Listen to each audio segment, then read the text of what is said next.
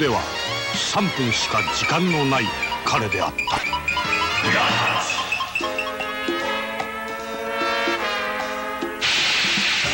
唐揚げ入りで豚骨味。明星カップのチャルメラ新発売。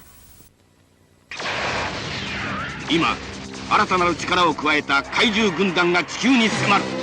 迎え撃てグレートウルトラの戦士と共に。ウルトラ怪獣ウルトラヒーローシリーズバンダイから。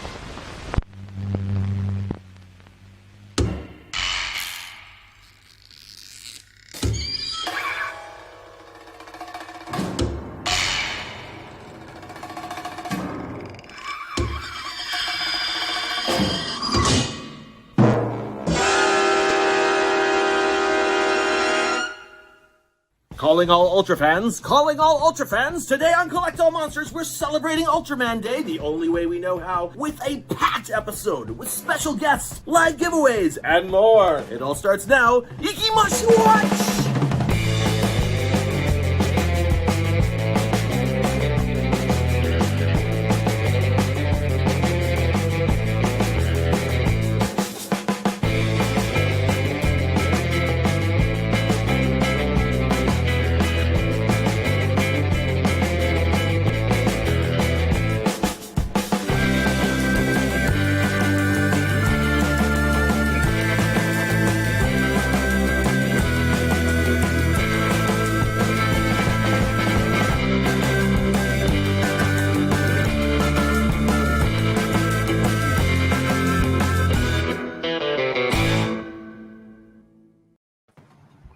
Why, hello, and welcome to our Ultra Stream.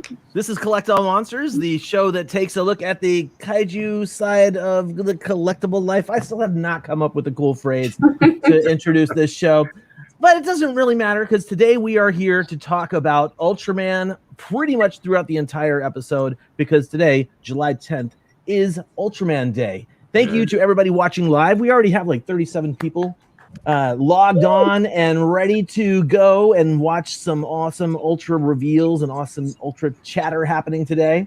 We'll say hello to everybody in the chat room in just a few minutes, but first we're going to just break format, tell everybody at the top of the show, Christine can't be with us today because she's celebrating her birthday, which is cool. Totally cool. We like celebrating things. And in her stead, we have asked a very good friend of mine, Monster Lou, to be part of this show. I had the pleasure of working with Lou. Well, first up, I should say, if you aren't familiar with her, she is a killer collector. Her collection's incredible. You should check her out on Instagram. I'll have a link in the show notes to all that stuff. But instead, not just as a collector, she worked with me on the Super Saturday Sofubi show and had an incredible segment where she talked with Linda from Chibi Goji Toys, which is how I actually first met Lou. She was working with Linda at G-Fest. And I just want to say, Lou, thank you so much for being here. We are so happy to have another collector join us for this episode. And there's even more coming. Ooh, thank you so much for having me. I'm really excited to be on the show today on this wonderful anniversary of Mr. Ultraman. So I worked at G-Fest for a while with Chibi Goji Toys. So maybe you've seen me there. Maybe I've seen you there. Maybe you caught the Super Saturday Sofubi show. I don't know. Hope so. So Lou, in addition to us wanting you to be here, and we can't wait for all you're going to share with us for the Ultraman stuff, which I've already seen a teaser for, which is amazing. I would love to know if you've gotten anything recently at Box Day. Has anything come your way for the segment that we call Show It and Tell? Show It and Tell. I know you've been working on your shelves. I am. I was just saying that I am in the middle of cataloging and moving things, and it's not fun.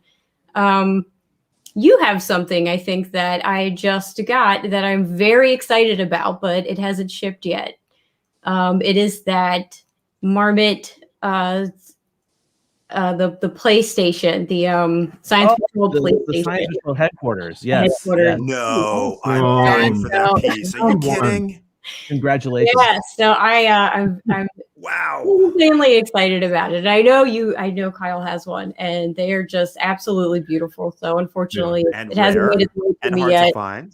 Yeah, I went in on that one. So not yet, but I don't know. Maybe we should skip to Leslie. No worries.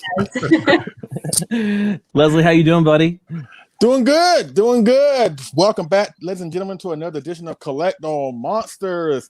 And we're taking a break from Godzilla and Gamera. Even they deserve a break every now and then. And we're talking about the red and silver spandex-clad giant superhero from the Land of Light, M78, the one and the only Ultraman, as well as the various Ultraman that will follow. Ultra 7, Ultraman Tiga, Ultraman Dinah, Ultraman Jack, Ultraman Shanae, Ultraman Beavis and Butthead, Ultraman Kanye West. There are so many Ultraman out there, and we're going to celebrate every single one of them. Yes. As far as what I got for myself recently, I'm going to keep it real brief. I did get a couple figures, but I'm not going to show them right now. I did pick up a couple of movies. Of course, 1976 King Kong, highly underrated. I got it on Blu-ray. Once again, it's a great film. So all the Kong fans, or at least people who are not aware about Kong, please watch this film. It's really awesome. And speaking of Kong, some movie that didn't really get much promotion this year, something Godzilla versus Kong, something like that. I did get this for on Blu-ray. It is awesome. Never heard of it either. But it's a great film. Still wish Kong would have won, but that's another story. But that's what I got for myself. Yes. I'm super pumped to talk about Ultraman, and Ultra 7. So with that being said, I'm gonna kick it over to my main man down in Seattle, Washington. Probably one of the biggest Ultraman fans I know, and he's a best friend of mine, the one and the only David Dopko. What's going on, David? Good. Hey, Leslie, thanks for the awesome introduction as usual. So happy Ultraman Day to everyone, July 10th. Ultraman is just 1 year younger than me. He's 55 and I'm 56. Yes. I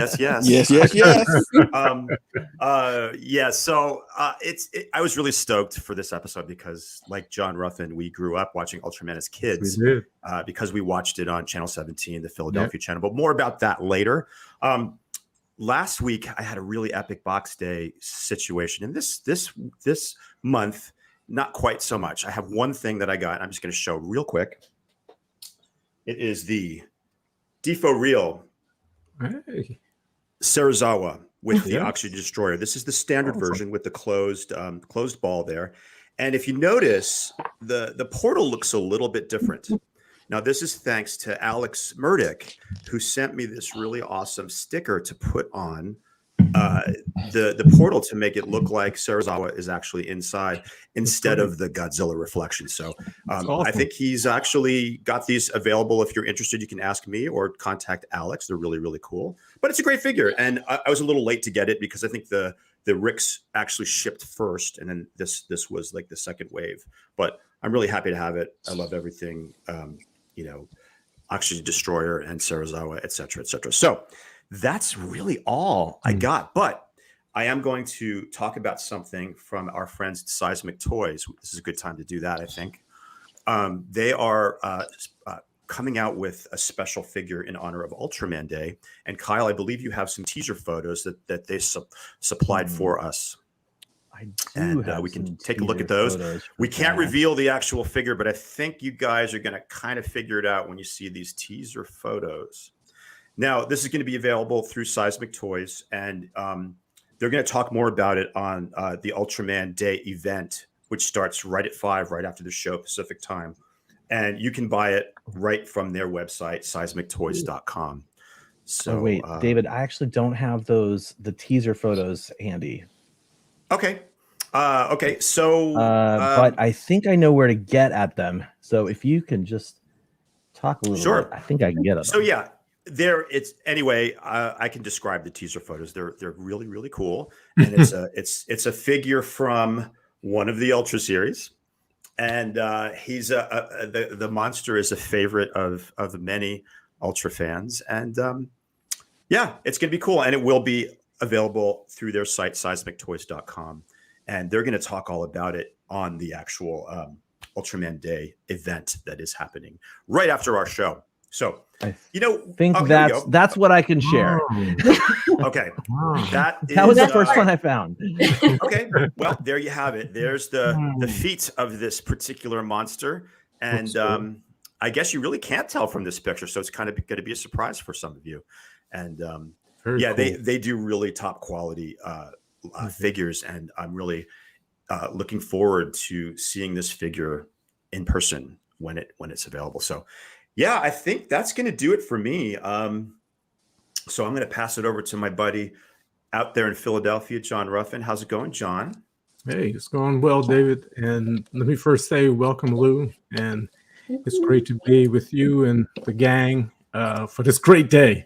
And David is like my brother. We just have different mothers because absolutely we were just separated by a river, but we were watching Ultraman at the same time, same bat station.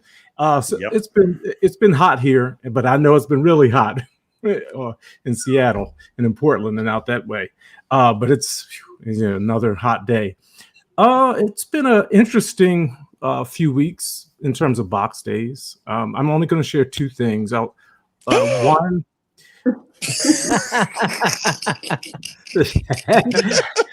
I'm going to have to show some restraint and some discipline.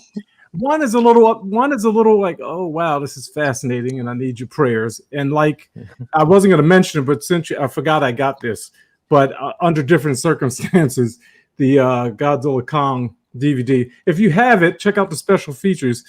One of my photos showed up on the Blu-ray, so that's interesting. But more importantly, this is the one item I really want to share.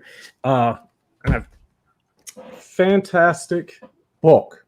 Oh wow! Now, when we watched Ultraman growing up, or even now, we take for granted the background scenes and the skies and the clouds. Why? Because they're so realistic, we don't even question them. Well, this book is about the god of clouds, Fuchimu Shimakura, and it just chronicles his work from Ultraman to Godzilla. Beautiful. Just amazing. Oh, okay. I mean, he did it all. Wow. Destroy All Monsters, Mount Fuji. That's the one that kind of everyone knows. Wow. Really? Oh. Yes. Excellent book. Beautiful, full color shots, and well worth it for the collection, for your book collection. I didn't even know that was what that book was about. That's that's great. Yeah. It's all about the clouds and all about the background. I love that stuff. Mm-hmm. From Ultra 7, I forgot which Kaiju Ultra 7 was, that red, the sunset, all those great classic moments in Ultraman. I mean, his brush brought it to us. And other than that, I didn't get to fire off my beta capsule, but yeah. So, Colin, yes. So, Captain. Go. Yes, John. Yes, I hear you. Hear me now. I need mine. I lost mine. So, tell me what we're such nerds. I love it. I don't have one, so I'll just text y'all. I can't find mine. Mine's in a box somewhere. Let me quickly blaze through my Showa and tell, because it should not take me very long at all. I did round out some of my Bandai purchases. I feel like I already showed these, but maybe I didn't. This is the last figure I needed from Singular Point. I don't even have a name for it yet. I need to get all into that too. I finished watching the series one time around, but I need to go back. This is the Mosu Goji from Gojiban, so I'm stoked to have him as well. And then this is actually the new ride, Godzilla the Ride, that's happening in Saitama. They have this figure that they released, and I was like, you know what, I'm going to get that because I like having the different versions of Godzilla, at least in one iteration. But man, this was not it was not super easy to get, but it really wasn't bad, and it was a little expensive. It was actually much more expensive than I would normally think of paying for a Bandai figure, but these days. But it's unique, and it is somewhat special, even though you can still get it at the Godzilla store, which is exactly where I got it. The last thing I will show off for my box days was less of something that came in the mail. And I actually followed suit with something John did recently. I went to a Japanese bookstore with a friend of mine here in Portland, Lord Kaiju from Oxygen Destroyer. And we actually went to the Kinokuniya bookstore, which is a bookstore that opened up a little over 2 years ago, or a little under 2 years ago, just in my opinion, just before the pandemic hit. And I have not been until now. So I picked up this book from the Kinokuniya, which is actually Akiko Higuchi's sketches from Ultra Monsters. So it's like all of the concept art. I love that kind of stuff anyway. Love that. If you haven't picked it up, if this is something you like and you have not picked it up, Toll Narita's book, speaking of Ultra stuff, this is, I mean, look how thick that book is. Yeah. This is his art of book. What's that? That was at Kinokuniya? This one I have seen at Kinokuniya before, but I've had it. I've had it in my collection for a long time. This one was at Kinokuniya. You've got a better collection out there than I have. Yeah, I go to the one you go to, John. Oh, you go. Oh, cool. Yeah, I'm in Baltimore. I forgot to say that. That's a good little drive, though.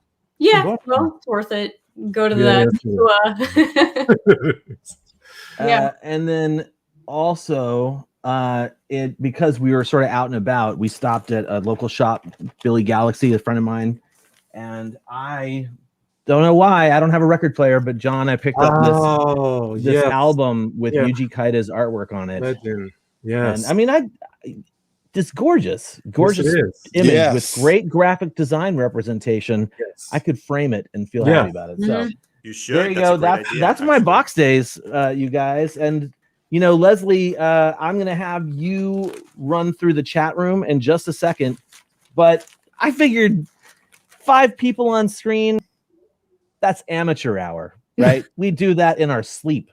I think we should invite some brand new people to chat with us about Ultraman, share some of their box days. Yes, I think we're gonna let me just call my friend. Hey, Tom, you want to get yeah, okay, cool. Is Peter coming? Cool, great. So we've got Tom Whalen and Peter Santamaria. Let me get this banner up. What's up, dudes? Welcome.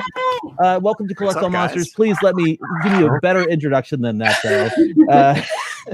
Tom Whalen, you are an artist extraordinaire that I've known for many, many years. I've purchased something from you at the very beginning of my podcasting days. And then right at the end of my podcasting days, Tom did a killer poster, which the artwork is back up behind me there. Killer poster for the Kaiju Cast, and I cannot thank you for that design enough. It is just flawless. Thank you. And I love your artistic style. And then, of course, Tom is here as an artist to talk about what he has coming out, something that got announced today. Down below Tom, right there, is Peter Santamaria, aka Attack Peter. What's up, dude? Welcome to Collect All Monsters. Yeah, I'm just here to hug John. I'm tickling his armpits. Center square for the block. Oh man, how's it going, man? I love that I get to be on here with all you guys. As I was telling Leslie right before we went live, at the beginning of the pandemic, the first new show I discovered was Leslie's show reviewing kaiju figures, and it was such a good replacement for going to the comic book shop and hanging out with my friends and talking cool geek stuff, and it opened the floodgates to X Plus and all the Sofubi, and I went hard. So thank you, Leslie. And Gabby says, "Screw you, Leslie." Thank you, I guess. His heart loves you, but his wallet does not. Yeah. Oh, I love it. Good. It's all good, man. Thank you. I really appreciate that. Really do. Really do. So, Peter and Tom, do you guys have anything that you've gotten in recently that you'd like to share? Some kaiju collectibles you'd like to just show off? Yeah, sure. I'm gonna say, Kyle, you stole my thunder because it's been a long time since I picked up a Bandai vinyl, but nice. Which I'm still working through Singular Point. My son and I are watching it, enjoying it, and staring at each other like, I don't think I know what's going on here. It's really cool. So I'm just gonna cop to that, and then the little Godzilla from that. Yeah. Oh, nice.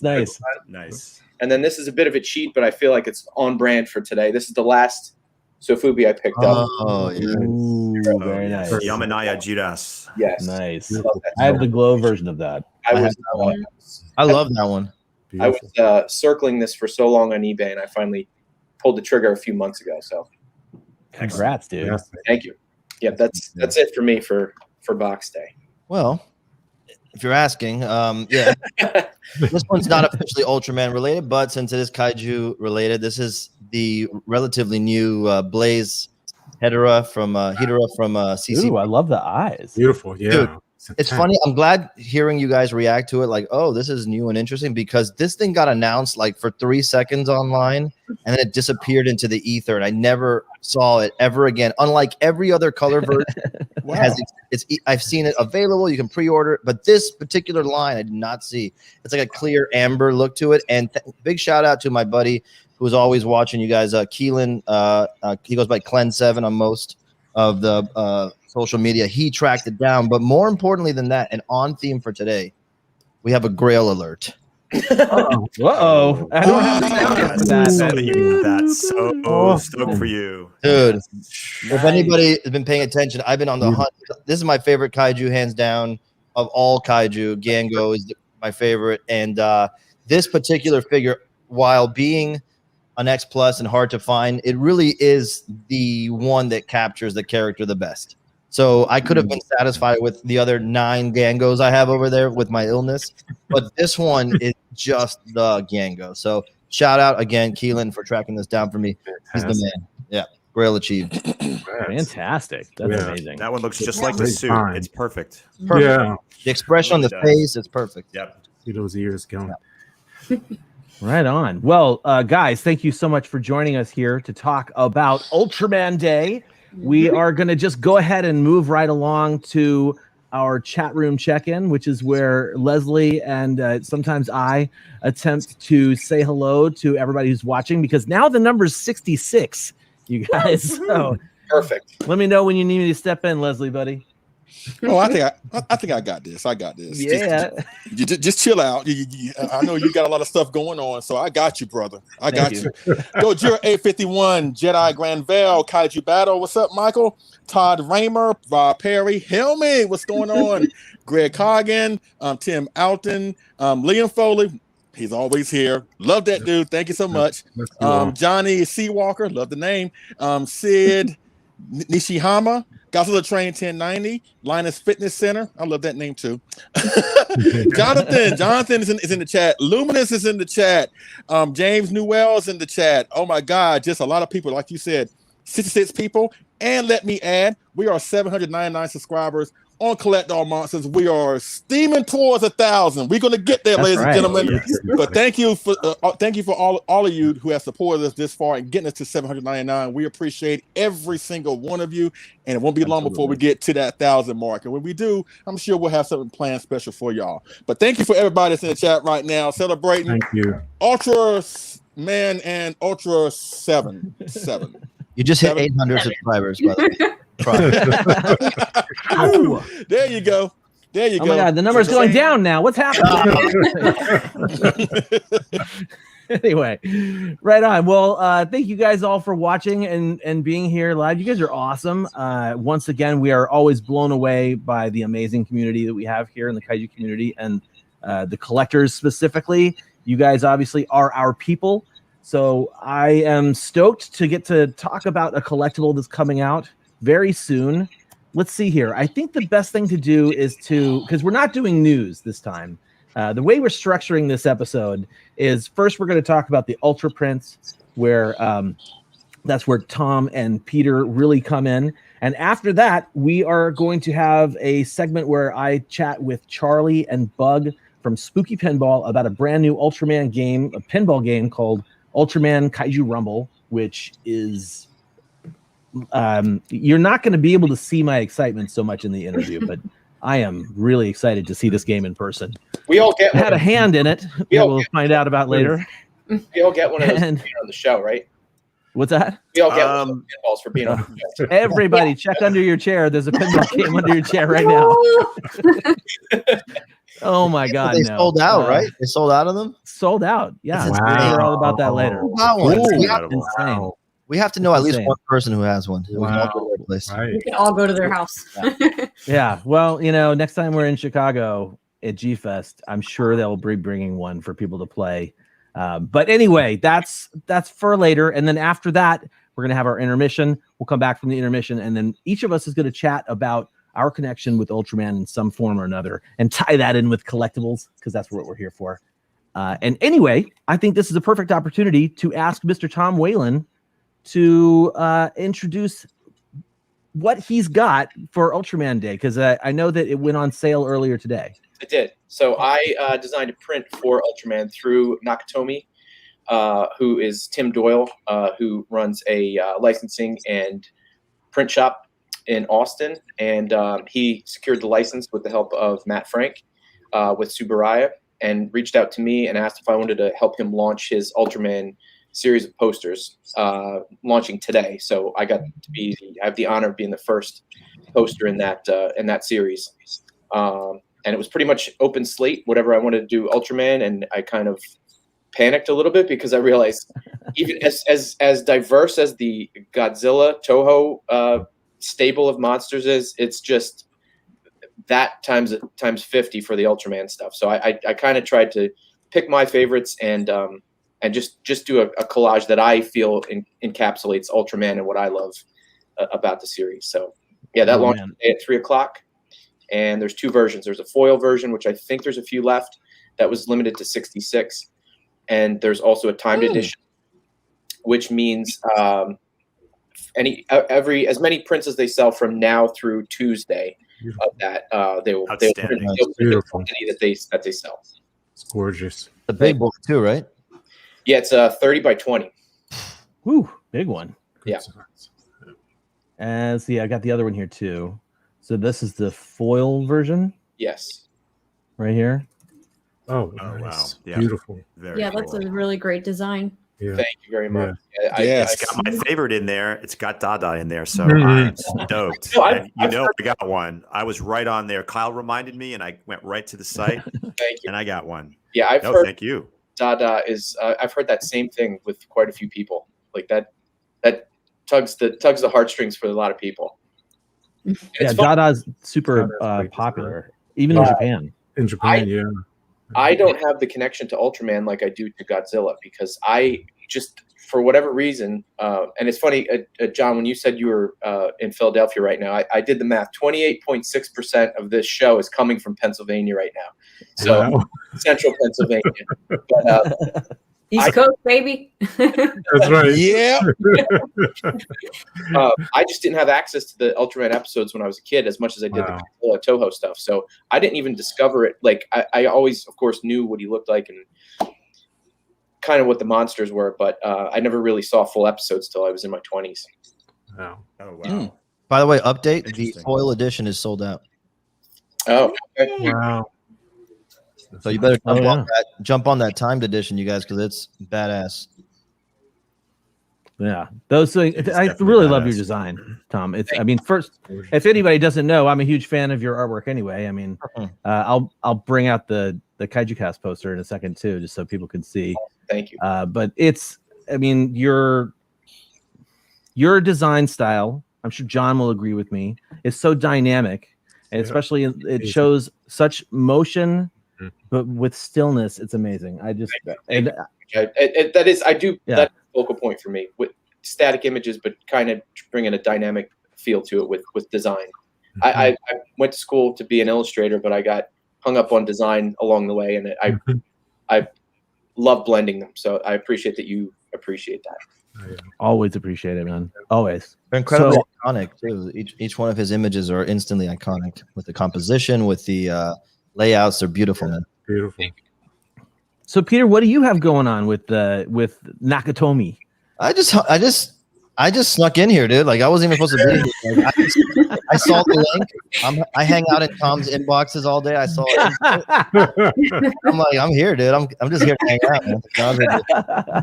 Well, it's funny. And Kyle, I don't know if this will even work. So I sent you on Facebook Messenger a couple of images. If you want to use them or not, you can. It's not like vital, but if that's possible. I also came. I had an Ultraman figure when I was super young. Okay, so this is by the way, for anybody watching, this is like an unofficial, please don't sue Ultraman print that I did. It was like my take on it, not based on any one suit.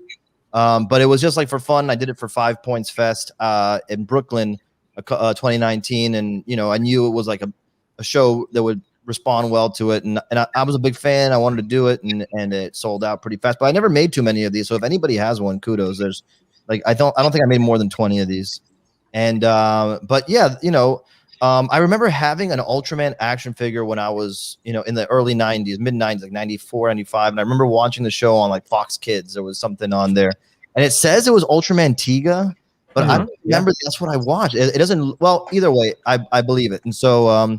But I love the design, but like Tom said, I don't remember experiencing it a lot, in my, years after that until my 20s, and becoming friends with my buddy Brian Reedy, who's another great artist, and discovering it through him and loving it, and then, but really my love for it was like crystallized, and that trip I took to Japan with Gabby my wife Gabby a couple of years ago, and it was. For people who don't know, in Japan, Godzilla's, popular and all that, but Ultraman is like on another level in Japan. Like I remember we were on a train, and there was like the equivalent of Hair Club for Men commercial with Ultraman on it, and it's everything. He's iconic over there, and every shop we went into, every mandarake we went into, it was like, and then so I started to realize just how, like Tom was mentioning, how diverse the roster of Ultraman kaiju art. To me, it's a revelation. Like the kaiju design for Ultraman, I feel like I still have so much to learn about it too. Like if any of you guys know a good source for like just understanding who designed what, and because there's a lot of anonymity in these things, somebody designed something, right? Is that the book I gotta get? Yeah, dude. Narita. If you're going for the Ultra Q stuff and the Ultraman stuff and a little bit of Ultra 7. Yeah. Toll Narita did all of those designs. Okay, I'm gonna get that from small you. Exceptions. Okay.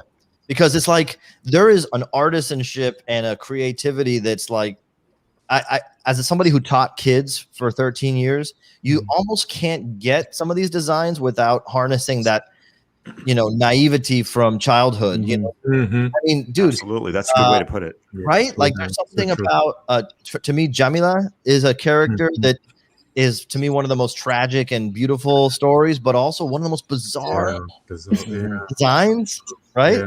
I almost hated it before I came up with it. So weird. Anyway, so having said all that, my buddy Brian Ewing, who's another great artist, hit me up online. He goes, "Hey, my buddy Tim Doyle's doing some stuff over at his company Nakatomi and with Ultraman, and much like my story with Godzilla, I was doing unofficial, unlicensed Godzilla stuff, and because honestly, like, how do I, I'm a guy in Miami, I'm not plugged into all these scenes, and how do I get the attention of all these folks? And my motto up until that point is, make it even if it's unlicensed, and you'll either get a cease and desist or a W-2, like one of the two. And so I lucked out with Godzilla and Mondo, and they hooked me up, and they gave me a great platform, and we did some awesome Godzilla posters together. We got a Godzilla figure launching or being revealed this month, and then Tim Doyle, reached out through Brian Ewing. He says, "Hey, do you want to do an Ultraman poster?" I'm like, F yeah. And so, and so he told me that Brian was doing one. I guess I shouldn't say that. Somebody named Brian might be doing. Tom's doing one. We're gonna blow this whole thing out of the water, Tom. As reserved and professional as Tom Whalen is, I am the flip opposite and counterpart of that, which I think is why we get along. Far more entertaining, though. Yeah, right. Exactly.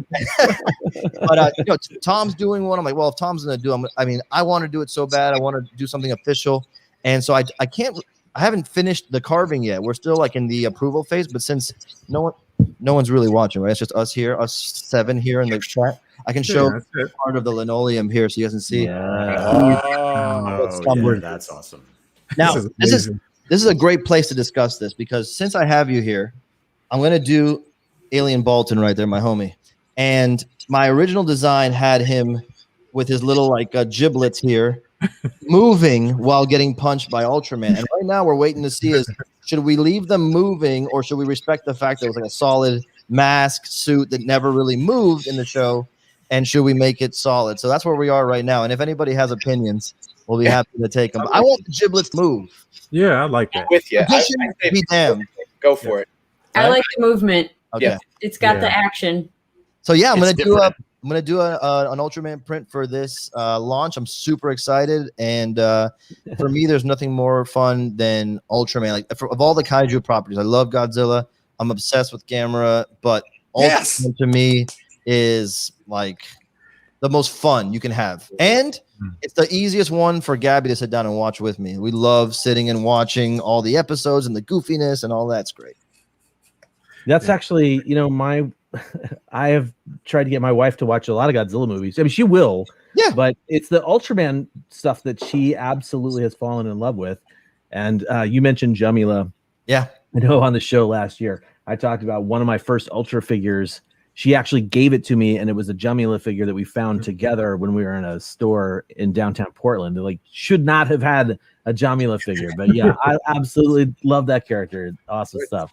I think it's just the fact that they like have these stories that wrap up in little bite-sized chunks, and while they might be like lighter and fair, and they're just so fun. Like the Kanagon episode is so good. I mean, like even the first episode with Bemular is so funny, and the water effects are so great. Talking about what John was talking about with the background, it's so immersive. I don't know how to explain it. It just feels good when you're watching it. And most importantly, I think Ultraman beats some ass, dude. Like everybody else, like he's throwing punches and elbows and grappling. It's so good, man. Yeah, it's funny you say that because one of my listeners, I was having dinner with him one time back, Kaiju Cast listeners, and I was like, "So you never got into Ultraman?" And he was like, "Dude, Ultraman is like if somebody said, I love puppies,' and then you get a half an hour of somebody beating the crap out of puppies." I love Kaiju. I don't want to see them die. I love it. I don't know if I necessarily feel the same way. It's really interesting, you guys, because I have a whole different perspective because I watched these as a kid. Like I was the perfect age. I was in like second grade. So I've got that wonderment of watching it as a child for the first time and secretly knowing that it's connected to the Godzilla universe somehow because you can see the crossover and the sound effects and this and that and some of the suits and things. But I have that really strong nostalgia factor that a lot of you guys don't have that caught it as adults. So that's why for me, like I was talking to John about this earlier. Like we watched this from when we were little kids, so we were that perfect age. Like I was like Hoshino's age. Like Hoshino would have been my friend, But yeah, I just wanted to throw that in there that it just means so much more when you can see it when you've witnessed it from way back when. So. It's just great, and I love that you guys who caught it as adults respond to it so well too. Yeah, and I think also it's interesting because if you would have seen these as a kid, your idea, like because for us, you see Godzilla, King Kong, and then for sure all the Harryhausen films I saw a lot as a kid. But when you see how diverse the kaiju are in Ultraman, that would have been fun to see as a kid. Like, because you think of giant monster, you think of a giant lizard, even Reptar. It's like, but it'd been fun to have such a diverse influence. And I also think Ide is like the funniest character in that show. Man. I like that. It's the funny. Scooby-Doo vibe. I went through these with the box set of the first season with my son when he was probably 6 or 7, and he loved them. Like it was like nonstop. So it still does capture their imagination. That's good. Yeah. Even younger kids of this generation still dig it. Exactly. Yeah. That's good to know. I like that. I wish they would bring the show back and like unironically, like just even if they just re-aired the old episodes, like I think I don't know. I think it's timeless. It's just fun. Absolutely timeless. Yeah. Should be on Nick at Night.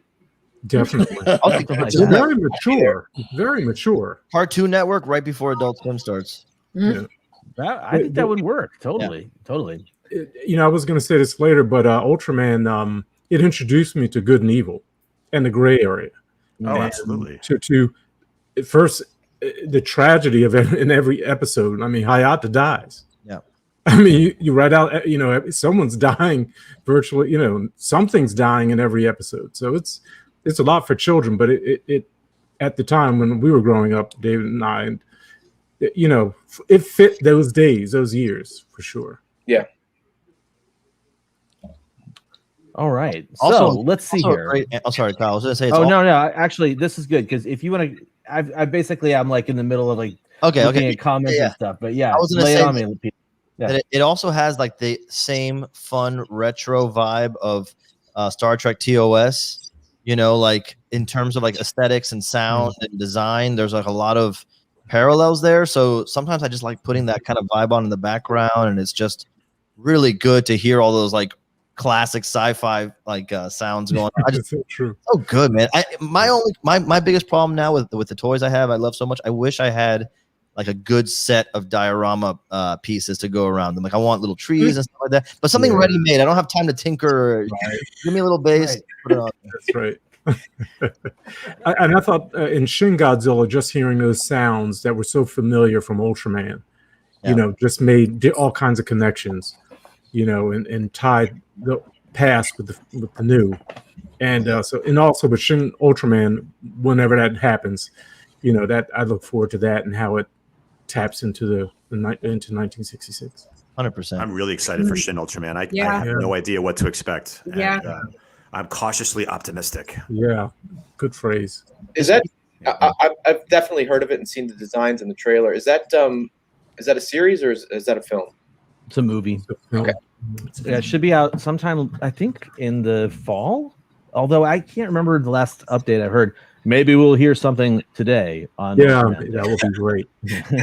There was a short that came out on YouTube like 4 or 5 years ago. That was I think he was fighting a manga or something. I forgot who it was. Right. That's right. I thought that was like perfect. I'm like, okay, if you're gonna do a CG Ultraman, just do this. Like, and there's a good example for why it would be cool to do a CG Ultraman, because some of those shots where like you're just under them and coming up and all that. What did you guys know anything about that? Like what that was, where it came from, and what was for? As far as I know, it was actually produced through Subaraya, but I actually at the time I thought it was a teaser for the following series that was coming out, or the following movie that would be coming out, and then that is absolutely not what happened. Right? Yeah.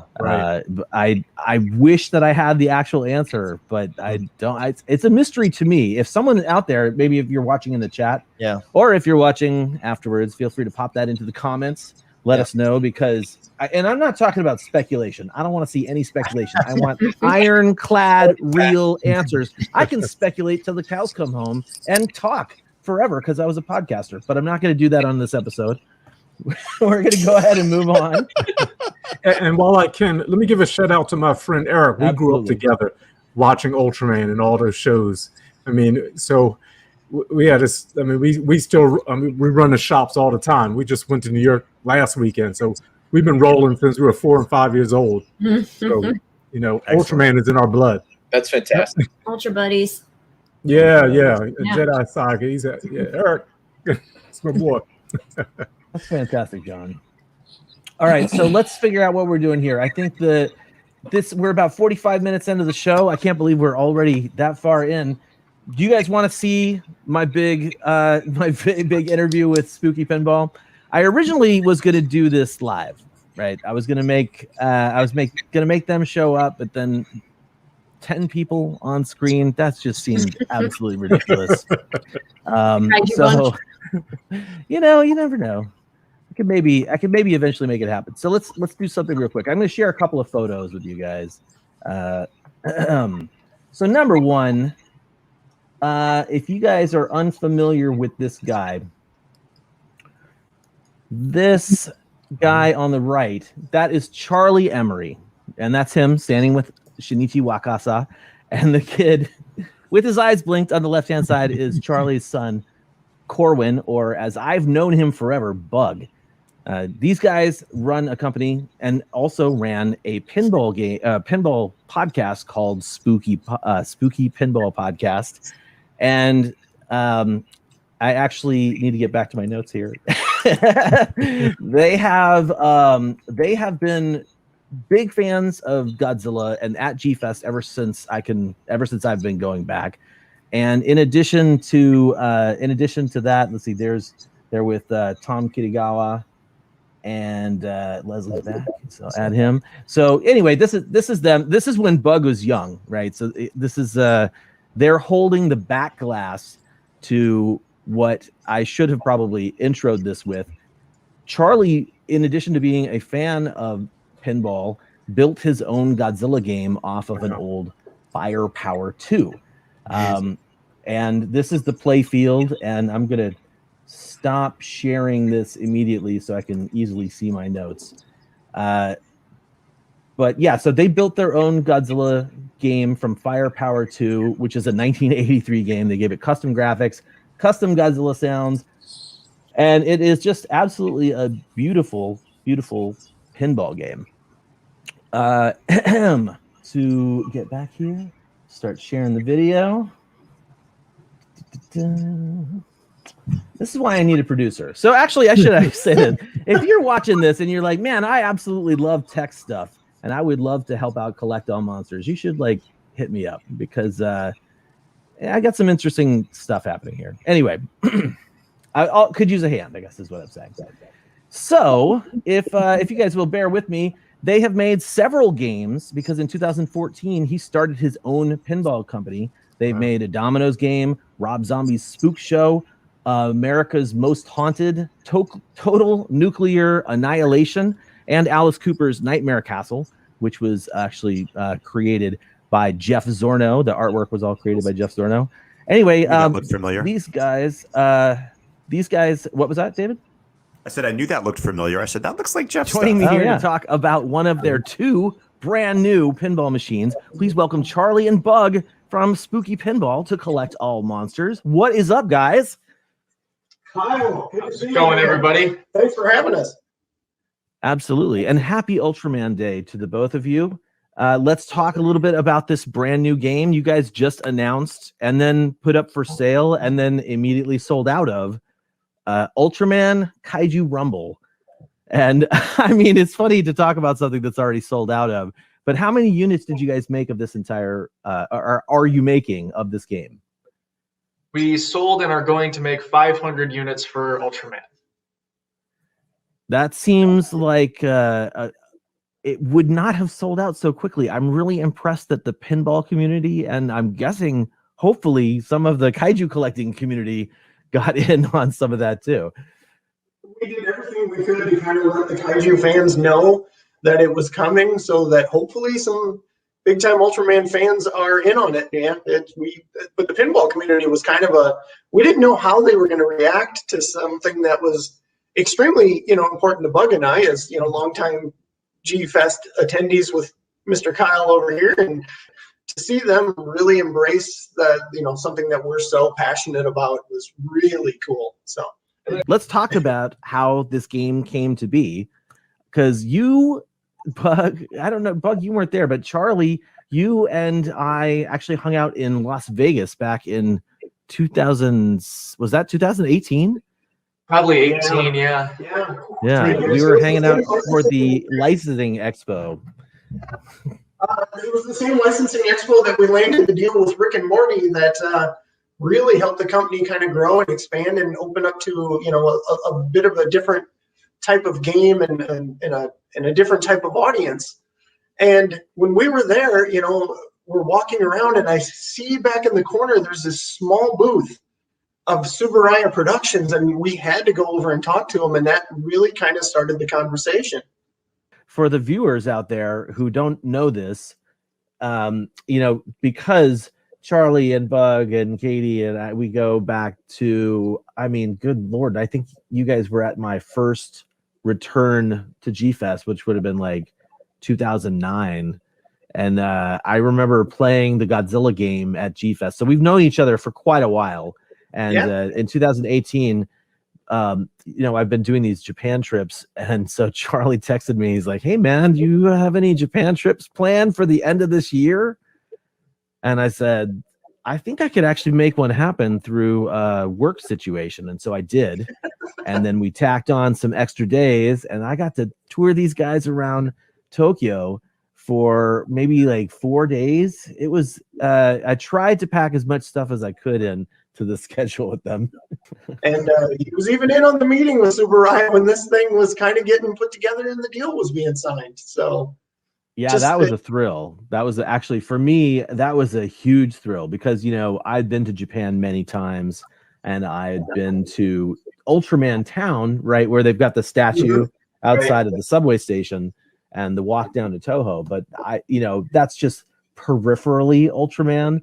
I know that Tsuburaya is not in that area. So when you're like, yeah, we have a meeting with Tsuburaya, I was like, I've never been to their offices, and their offices were pretty awesome. Honestly, I was pretty surprised. It had a standard Japanese cubicle situation with like the low cubes and interconnected desks, and everything's in rows, big long rows, But thanks for having me tag along at that meeting, because that was really cool. We appreciate you being there. I don't know how we would have even found the office without you. It struggled. So anyway, that must have been when you guys first started really deep diving with Tsuburaya about the license and about the game. I'm wondering, we hear a lot of stories of people working with some of these licenses and it not going well, or let's just be honest. Some chatter about Toho is that they're super restrictive, they're super expensive to work with. I'm just curious, what is it like as a licensor, licensee, to work with Tsuburaya? I'd always joked that Alice Cooper, being the nicest guy in rock and roll ever, would never be able to get a license that easy to work with. Tsuburaya is giving him a run for the money. Everything we could ask for, everything we wanted to do, every element, every sound effect, every monster, every piece of music, every piece of video, everything we could want. Dirty industry secret. I have a folder on this laptop that we're recording with of every single one of Ultraman's original yells. Oh, that's awesome. They handed over everything. Fantastic, man. Awesome sound effects and the guns and the shuwatch, and everything is in there, and it's all in the game. If you are an Ultraman fan, there is nothing missing here that you're like, oh, why didn't they have this? And no, every monster, every sound, it's all in the game, and they've just let us do our job, and it's been amazing to see the progression, and I cannot wait to get one of these into Japan and hang out with them and show them fully in person what it is. So let's talk a little bit about the actual game itself. Can you tell me some of your favorite elements that are inside the game? The playfields, if you can see behind me here, we've got a kaiju battleground. Up top is the Science Patrol headquarters. There's actually a VTOL jet on the collector's edition that sits up in here. That's not there right now, but it's there. The Baltan Bash on the left side. Baltan, as he does in the show, he multiplies to confuse you. He actually breaks into 3 parts behind the buildings here, so you don't know which one's the real Baltan, and you have to kind of shoot each one to figure it out. And it just worked great. And then we even have the topper with the spinning Ultra Slash. Dude, that was amazing. When you showed me that, I lost my mind again. This game is, if I had like an extra $9,000 laying around, I would have been like, get me in there, but you are in there. I am in there. That's right. And thank you for having me in there. Thank you so much about that. Let's talk about that feature for a second. All the call outs that are in this game, I did the voiceover for, and I tried to make it as best as I could.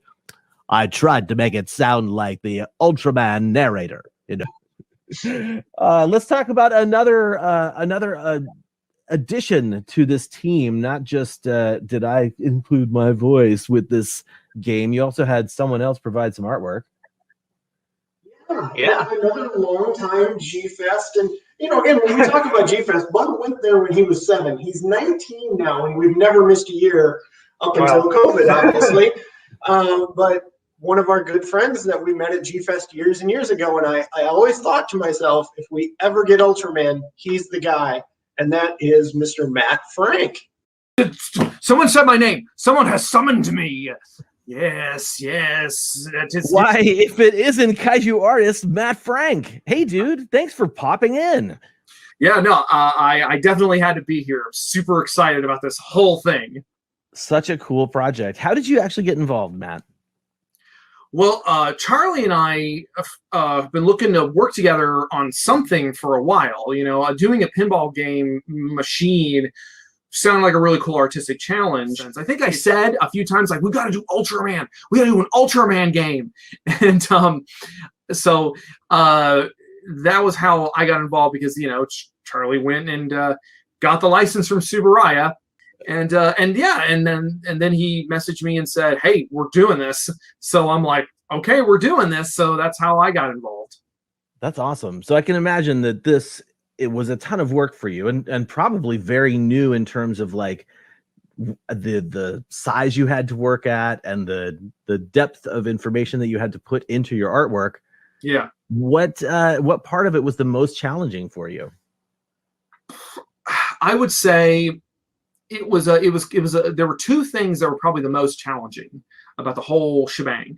The first one was the back glass itself, which is this, it's the big show-offy artwork it's the first thing people see. The other thing that was really challenging was the play field itself, because it's so reliant on the mechanics and how things are going to fit and how things are going to be, where the ball is supposed to go, and how do things escalate? What is the gameplay like? So your art has to match that.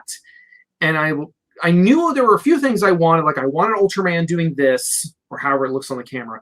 I wanted him growing gigantic, and I knew that I was going to want some other stuff on there. But then you realize, oh man, there are all these little lights and little decals and stuff that are all over the playfield. And I'm like, now I know you have not seen the final product in person yet, but when you do, what are you looking forward to seeing most, man? Obviously seeing the whole thing physically in a physical space in front of me, that is the thing that is number one, because you can see the photos, you see the videos, you're like, oh man, look at it, it's so cool. And you see it in person, you're like, oh man, look at it, it's so cool. But I think the thing that I'm most looking forward to is the overall gameplay, is physically getting to play it and seeing how it feels to play, especially with the video going. All right, man. Well, hey, thank you so much for hacking your way into our interview, and have a killer rest of your Ultraman day. Thanks, buddy. You too. Y'all have fun. Whoa, real weird how that has those abilities to hack into your games. I hope he doesn't exploit that throughout the rest of the world. So I'm wondering, you guys, you sold out instantaneously. That's the theory I'm going with, because basically, Charlie, you said that the website broke as many times as it could in a 3-hour period, right? Yeah, we went live at 8:59 for sales, and the website crashed at 9:01. Yeah. So about 2 minutes in, it That's wild. So you're producing 500 units of Ultraman, and are we going to see a second batch of these? Unfortunately, not.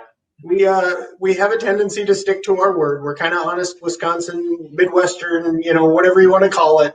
When we set a number, we really hope we can achieve those goals and get to those numbers. We never anticipated this, obviously doing what it did, but our word's a word, man. There's 500 out there. All I can say is, if you're seeing this and you desperately want to get one, go to our website. We have a handful of distributors. There may be a few hiding with them. But all our allotments are gone, so that's your best bet. I cannot believe you sold out 500 pre-order spots in such a small amount of time. Yes, you've been a big part of this, Kyle. Thank you for everything you've done for us. We appreciate it big time.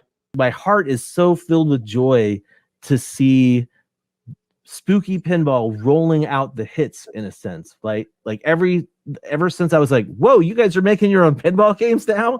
It seems like I turn around and some killer game is knocking me in the face. And I can't wait to see the culmination of all your collective efforts building to this Ultraman game right now. And in the future too, to see what you guys come up with in the future, because that is, I'm sure, going to be incredible as well. Yeah, we're not done yet. These kids are just getting faster, stronger, better, and it's the old man's job to try to keep up with them. Right on. Well, guys, I appreciate your time. Gonna let you go back to the pinball life, And thank you again for being on this special Ultra stream.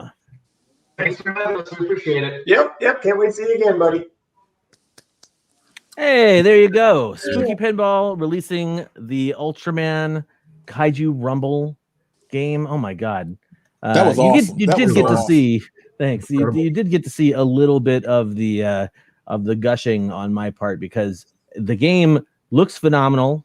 Yeah. It's programmed phenomenal, and I honestly, it sounds phenomenal too. Now, like, if I could just bring up the video real quick, if I can, we'll see if I can actually do this. Man, this is a stupid idea. Stupid idea to try and do this. Because Bug actually sent me a bunch of videos, and one of them, I think you can actually hear my voice on them. But yeah, so what you didn't hear in the actual video, while I'm trying to find this other video, is that the game itself, the base game, costs $6,000 or $695. $7,000. Thanks, Lou. Yeah, I looked that up immediately. Yeah. No. And then there's a second version called the Bloodsucker Edition, which is for their sort of their fan club or their fan club, and that one has it's 8,000 and has more. It's all cosmetic changes, right? The gameplay is still the same, and then the last one is the Collector's Edition. The Collector's Edition is the one that comes with the beta capsule plunger and the topper on top with the spinning slash saw, and it looks like it's going to be phenomenal. And let's see if I did this right. If I did get the actual video correct that he sent me, because I think it's this one.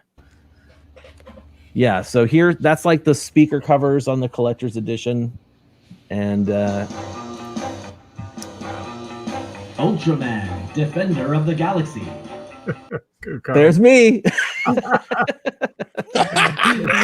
Anyway, there was a funny thing that happened. But they sent me the wrong script at first, and it was like an edited version of their Rick and Morty script. And I was just I was trying to be like that. Yeah, no problem. I got this. Got a guy. And I was like, so am I supposed to like change the names of these to like Ultraman people? And Bug sent me the updated script, and it was so long. It was like 10 pages long. It took me a long time to actually record. It's like over 150 different call outs where, I had to say stuff like, quick, fire the ball at Bemular, stuff like that.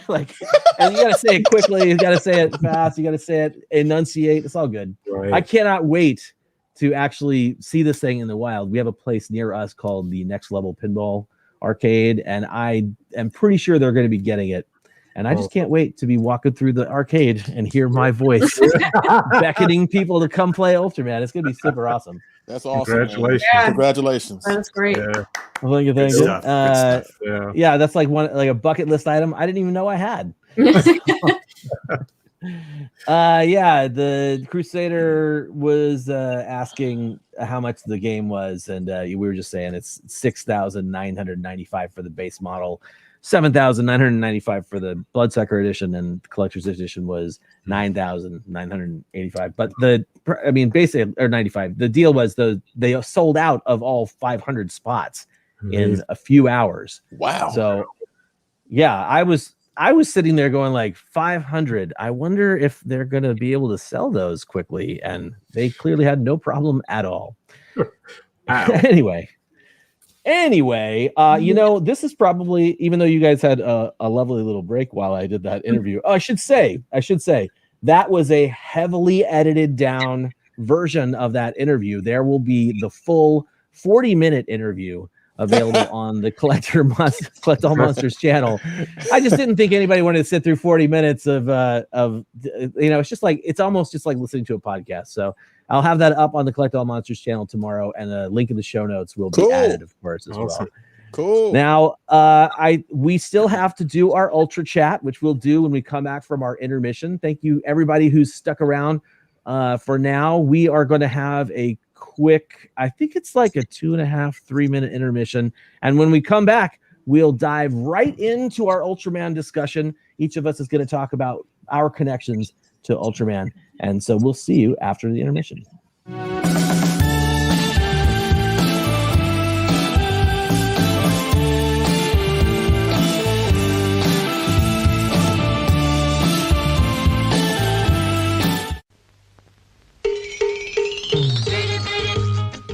ブルマークの怪獣シリーズなのだ。レーシングカーだ。スピードコントローラーでぐんぐん走るミニカードライブゲームなのだ。お子様の夢を育てるブルマーク。今サンドバトラー買うと抽選で5000名様にウルトラマンからお手紙が来るぞ。ウルトラマンサウンドバトラーキャンペーン。21世紀乾杯乾杯乾杯。21世紀ビールはもっと楽しくもっと自由に。キリン21世紀ビール。出光灯油お願いね。気をつけてね。出光灯油で当たる。大丈夫？さあここが夢のテーマパビリオンウルトラマンランド。楽しいね、美味しいね、笑顔満点。歴代ウルトラヒーローが全員集合。春のウルトラ学校もスタート。待ってるよ。カップ麺がウルトラマンに変形3秒変形3分バトル。ウルトラヌードル新登場。お財布を守るため頑張るわ。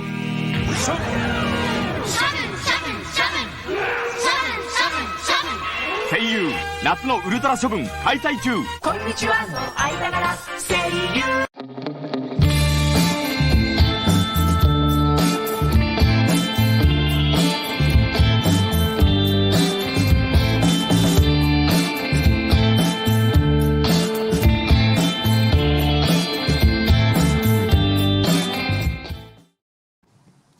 And we're back. I love those commercials. Me too. Thank you. I love putting those commercials together. It's always fun to just reach out to the internet and see what comes back. And dude, so many Ultraman commercials. I have so many more that I could have added. But man, I love the one from the beginning intro where it's like Ultraman with his ramen, like the salaryman version of Ultraman. This little tie tack goes boo boo boo boo. Love it. Absolutely love it. Well, hey, we're going to just dive right into our Ultra discussion. I did tell all these guys my files are not as organized as I'd like them to be, so we might have to tiptoe around, dance around, vamp around a little bit while I get the images that you need up if I don't already have them open. But we'll kick things off. Actually, since she's our special co-host guest this time, Lou, I would love to hear a little bit about some Ultraman stuff that you have, the connection that you have with that franchise, if you have one. And yeah, we'll love to hear what you love about the Ultra franchise. So yeah, I don't know. I guess I just started seeing all of the kaiju and just started falling in love one after another. Like Peter was saying earlier, just sometimes having those shows on constantly in the background while working it is so nice to hear. The noises are great. I just love it. So yeah, I started out as a Universal Monsters fan, and I started a little clothing line called Monster Lou. I've been doing that for 15, maybe longer years. So it's like fun everyday women's wear, and I like to do what I can to put a little spin of a monster thing on it, or embroidery, or a patch, or iron on, or something fun. So once I got into all the Japanese stuff, I haven't really stopped. It's just like this never-ending downward spiral, but it goes up sometimes. So yeah, I'm just a huge fan of it. But one thing that I do love, I have a couple things to show you guys, and I wanted to do something slightly different than showing off some Sofubi, and not to ruin your suspension of disbelief, but this book called Ultra the Back is one of my absolute favorites for two reasons.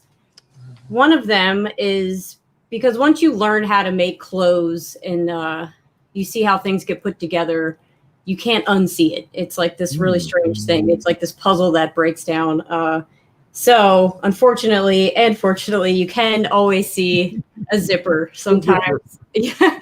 So I love so much that this book is about that, but it's by Minoru Kawasaki. It came out in 2008, and I think he's a director. Yeah, that's the guy that did he did a ton of stuff. Yeah, he does like comedy tokusatsu films and stuff. So this book is really great. I picked up 2 copies on Mandarake because sometimes I do that. So I'm not a book bender, and this is in Japanese, so you have to Google Translate, and I can't stand the idea of cracking this here. So yeah. Anyway, what I'd like to show you real fast through this.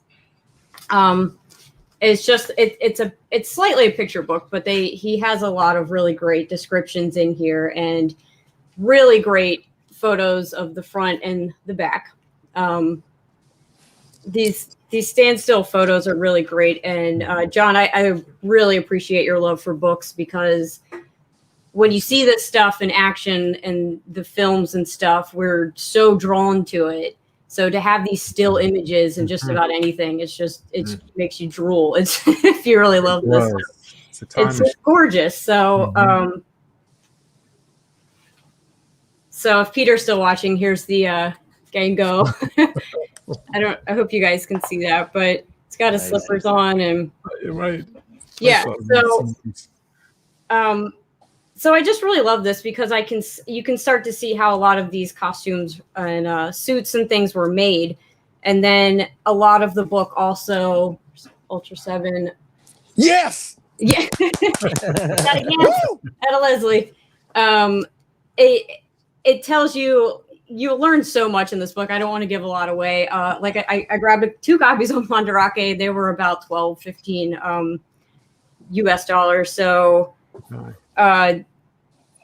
it's just really great because they really tell you how much they reuse a lot of pieces in these for other monsters and stuff, and that's really fun once you start getting those facts and stuff, and all of these little surprises you start to learn about these shows while watching the show was really fun to just know that.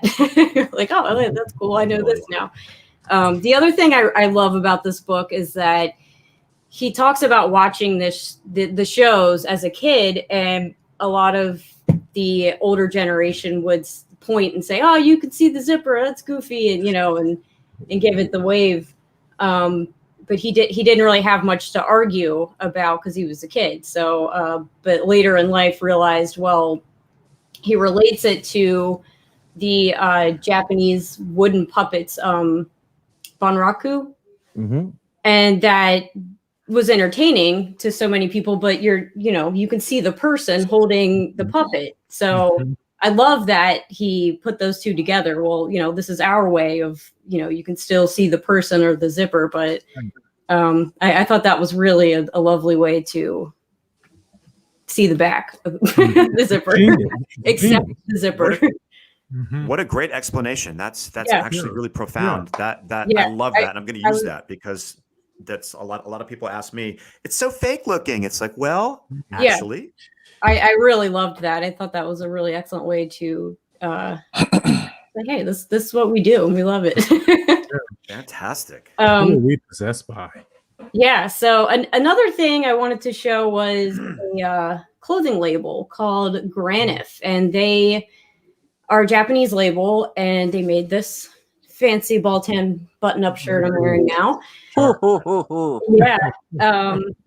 So I'm a fashion fan, and I knew about Graniff.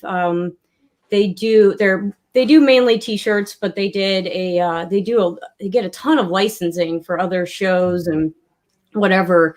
But they got a hold of the Ultra Q and Ultraman stuff, and I happened to be actually a lot of this collection came out at the end of 2018, and I happened to be in Japan in 2019 and walked into a Graniff. I didn't really know about this collection, and they had this shirt and some other pieces, and the kids collection. I was just like, is this an adult size? And I mean, I had them on. I had the guy working there trying to call other locations to see if we could find them all, and it was, oh yeah, I was on it. Tracking the pieces down. So I like to think because they're Japanese, the collection is gorgeous. It's not just T-shirts. It's Japanese clothing. To me is really, really beautiful. Even the everyday wear stuff, it's just fun.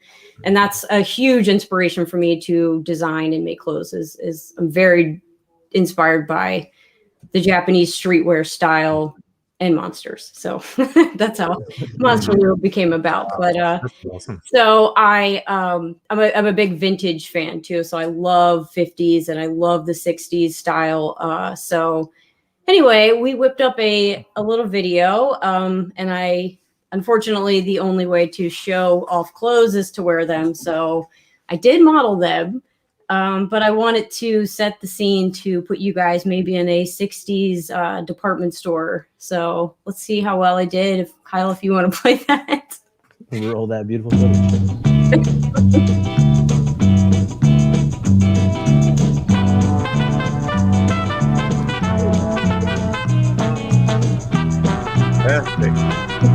Oh my God, I love it.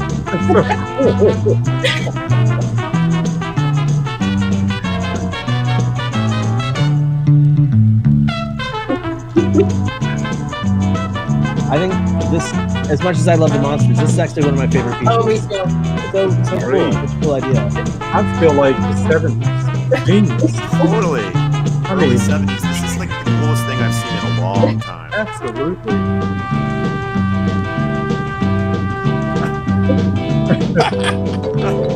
Oh yeah, there it is. No. Oh my God. Beautifully done. I hope Keith is watching because he's getting a lot of this. Me too. Wow. Wow. Genius. Who needs a purse? I mean, you've got the accessories to go with it. Oh, that's genius. Oh my God. Oh my God. It's a fleece wound. Oh, How yeah, brilliant. perfect. This just makes me smile.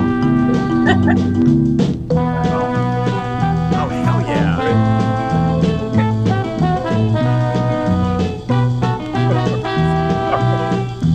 Oh my God.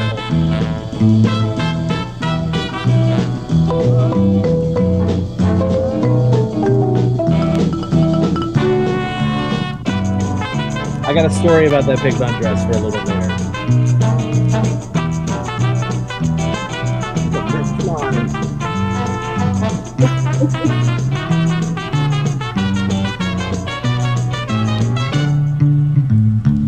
Genius.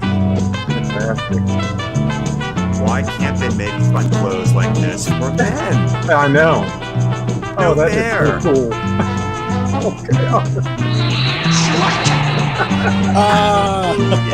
Yeah. I was nervous there for a minute. This is a kid's show. Oh, that is genius. Amazing. Thank you so much. Bravo. Three things, David. I love Who Needs a Purse? I had all the accessories. That was a great line. Thank you. You know, right? Yes. Jeez, The that was other thing. fantastic. The other thing is Graniff, besides the dresses, which anybody could really wear, they're very like straight. Those shirts, the sweatshirts, if you go to their website, you'll see just man, woman wearing both styles. So they make it as unisex as possible. So, Oh my God, yeah. I want one. Yeah. There's, One of just, each. if you don't mind, Lou, I'll just say if people are out there and dudes are out there and they all also would like fashionable dude, I'm not wearing Ultraman stuff, but fashionable dude items in the Ultraman vein, there's a line called Man of Ultra, that is that's I mean, it's not nerdy stuff. It's like it's very deep classy. cut nerdy stuff, you know, but Yeah. you could wear it to a salaryman position.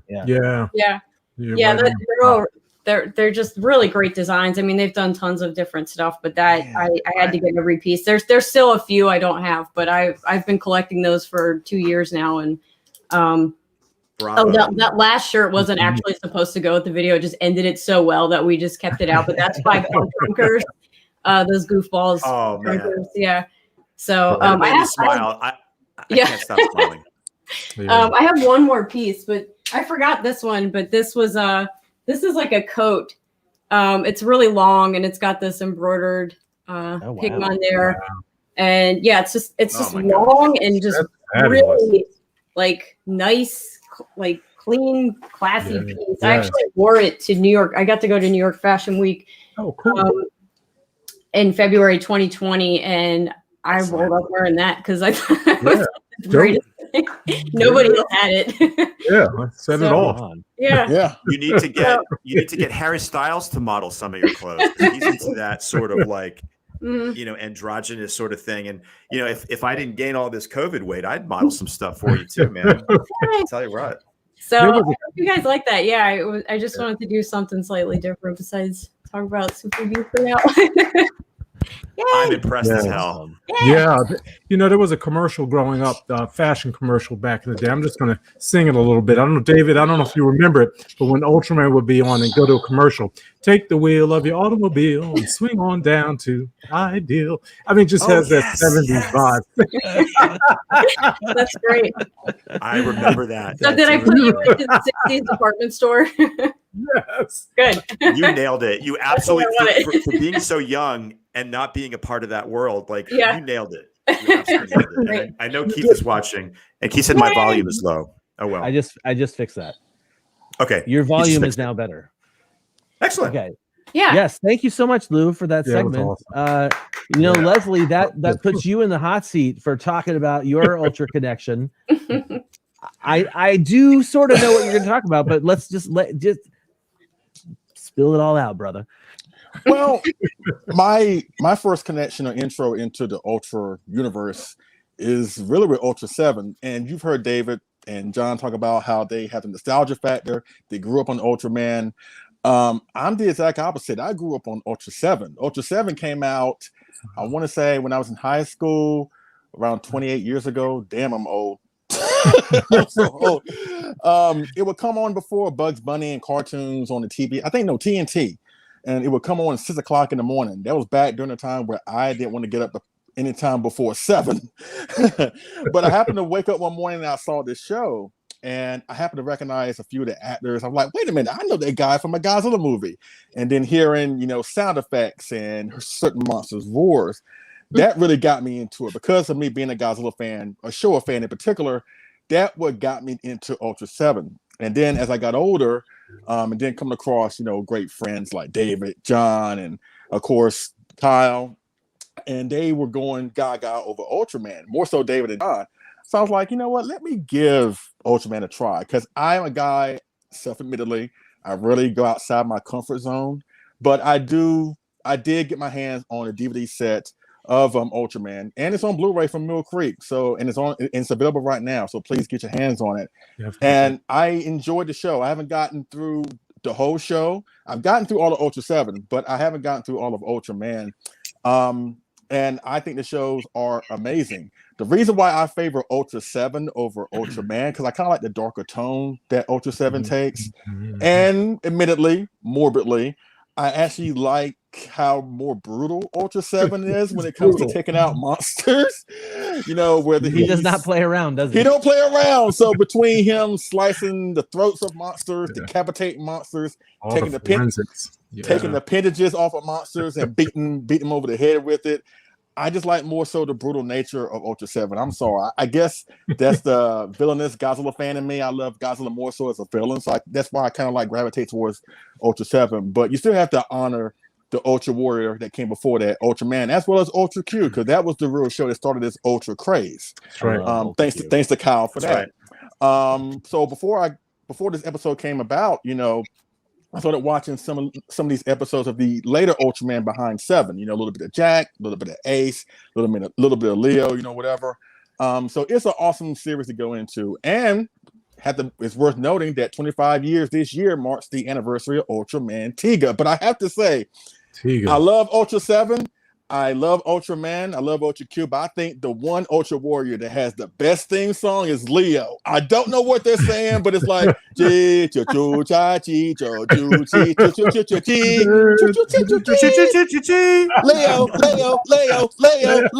Oh my God, that song is like fire. I will put that on my phone and listen to it and drive around the road. I'm like, Leo. It is awesome. But yes, that was my introduction into Ultraman with Ultra 7. Love Ultra 7, love Ultraman, love Ultra Q, love them all. So if you're not got into the series, I recommend starting with Ultra Q, then Ultraman, obviously, then Ultra 7. Then maybe you try and get into the rest of them. But give it a try, because sometimes we get tired, we get Godzilla fatigue, Gamma fatigue, and we get tired of that sometimes because sometimes it can be overbearing. So if you want to take a break from Godzilla and Gamera and still want your tokusatsu fix, come on over to the Ultra side of things. I think you'll find what you're looking for. And that's it. That's all I have to say about that. So with that being said, I'm going to kick it over to the biggest Ultraman fan that I know, besides my great friend John Ruffin, the one and the only David Dopko. Go ahead, David. Wow. I'm still smiling from Lou's piece there. That was just so incredible. And I loved it. And I had no idea that was coming. I didn't even know you were going to do that. But I kept it from you guys. Let me take a sip from my Kaiju Sakaba Dodongo beer mug. Hold on. Oh, man, I didn't bring now I'm going to sing a little too. In a super jet, he comes from a billion miles away, from a distant planet clan. Comes our hero, Ultraman. I'll be your backup. Okay, now I had to do that because that's what I would look forward to running home from school and watching in front of the TV every single day. From like second or third grade. I can't really remember the exact year, but yeah, I mentioned it before. I've watched Ultraman from when I was a little kid, and I actually saw the original Ultraman series before I saw many of the Godzilla movies, which is pretty interesting. So, and I noticed the crossover right away. Subaraya had reused the same suits and the same sound effects. And, of course, I've said this before, the Science Patrol phone is the same voice as King Ghidorah, which is kind of cool. Keying off on what you guys had said before, it's like they do reuse the suits. The Baragon suit got a lot of use in the Ultra series, Ultra Q and Ultraman. It's interesting to see how they did recycle the suits. Bemblar, became Gyango, right? Red King became Abaros. Gamora became Zagreus. Right? There's so many. I mean, I could go on and on and on, and maybe we'll do this in our group when we have more time. But it's so hard to come at an angle for my love for Ultraman because it's so strong, and there's such a nostalgia to it. And but what I'm going to do, Kyle, hopefully you do have these images. I hope so too. First of all, going to Japan with you for Hail to the King to the Ultraman Festival in Ikebukuro was one of the things that was like one of the coolest things I've ever done. And if you have those, I think it says Ultraman in Japan. That was the heading that I used for that. And we could just put those on if you find them. If not, I'll just talk about them. I got them right here. Cool. It was just so great to actually see these incredible props from the actual TV series and just be there in person, and I didn't even expect to see that because we had initially gone just for the Hail to the King Godzilla's 60th anniversary. So seeing the Ultraman stuff. Oh no, that's actually the Subaraya Museum. But yeah, we can just go there. That's fine. We'll just roll with it. When we went to Japan in 2019, Kyle and I got to go to. Oh, that's Ultraman Street. Okay, let's see. Anyway, these are just going to be images flashing by of things that I saw Ultraman related in Japan, and that's Ultraman Street that you can walk down. It's kind of on the way to Toho Studios if you want to go around the long way. But anyway, being in Japan, yes, the Kyle way. Just seeing Ultraman and how popular Ultraman is in Japan was just really, really incredible.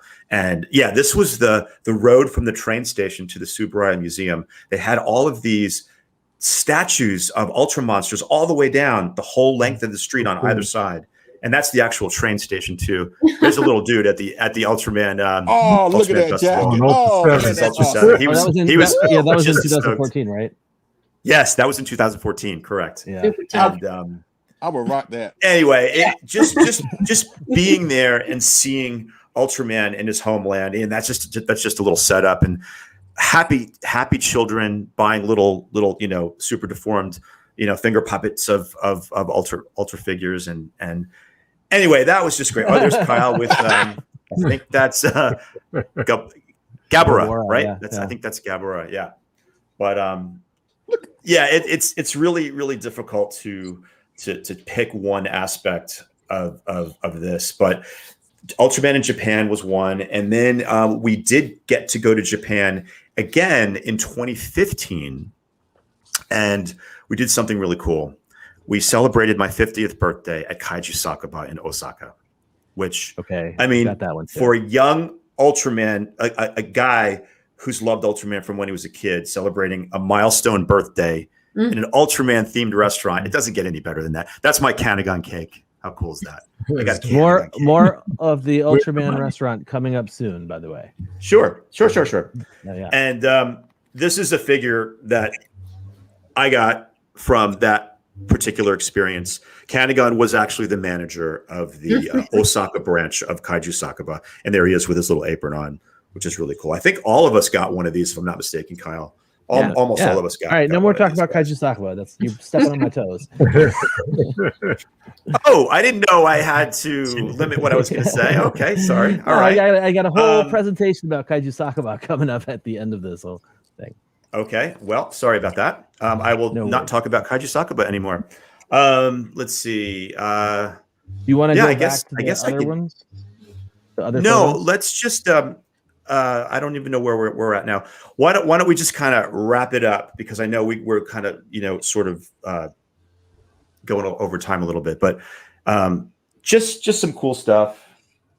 This is actually, where did it go here? A really cool piece. This is one of my Grail pieces. M1 Fuji. Yes. And yeah, I kind of lost my train of thought. So why don't we just? I'm going to just move on to John Ruffin, and we'll just go from there. So John, take it away. Oh, wow, it's always awesome to hear David's discussions about Ultraman, because it resonates so deeply with me. I have a few. I'm just going to try to be quick as well. Kyle, I have a few photos that I've included that kind of just go along with what I wanted to start with. So similarly to David, I mean, I grew up, I don't know, first, second kindergarten, first, second, third grade watching Ultraman. And it started, all I knew Ultraman was in black and white. I didn't see Ultraman until 1984 in color. And so it was black and white television up to about I don't know, it might have been 76, 77 when it actually seemed to go off TV. But like David said, Ultraman was 5 days a week. Godzilla was maybe once a month. If you it wasn't, Godzilla wasn't on Saturdays every week. It was, so you just hope. So I would go through the TV guide, and this is an actual example of, this is one of the TV guides I grew up with, and it has just a typical lineup of shows during the afternoon. Batman, Speed Racer, and there's Ultraman on Channel 17, and Marine Boy, Spider-Man. So it was a great lineup. But the person who introduced Ultraman to me was famous guy here in Philadelphia, Bill Willie Weber. And I think is the next one. This is someone's autograph of him, but you can see he's beside him is Spider-Man, the old 60s cartoon, and there's Ultraman. And, before you would, maybe go to a commercial break or introduce Ultraman, he would talk about, zipping up, pulling up the zipper and getting the Ultraman, suit on and going into battle. And along with Ultraman, there were other shows, Space Giants, Johnny Sacco and his flying robot, Speed Racer, Astro Boy, Marine Boy. And these shows were so influential in my life in the introduction to Japanese culture. And particularly Ultraman really did teach me about good and evil. So it had a very deep impression on me, especially, certain episodes. And even now when I look back, it has so much more meaning to me now that I would have never imagined many years ago. Few memories, just as the years went by, of my relationship with Ultraman, which runs deep. Might be another photo in there. It was in 2015. I had the privilege, along with a host of other Godzilla and Ultraman fans, of having a meal and meeting Ben Furuya, who was Ultraman. And that was just like unbelievable encounter and wonderful time had by all that were there. And now a really special experience I had, Ed Holland of Monster Attack team introduced me on one of my trips to Japan to the great Masami Yamada-san, who we had dinner, and then he had it might be the next slide, Carl. He had this head he had put together based on the original that I think he had just come from the shop and had it with him, and of Gamora. I mean, it's like, this is incredible. This is like a piece of Ultraman. And what's awesome about Yamada-san is he is a Godzilla and Ultraman historian, and he's written many books. And this is one of his books, Ultraman Best Book. And on the back, there's Gamora. So it was an honor to meet him and to know such a Ultraman historian.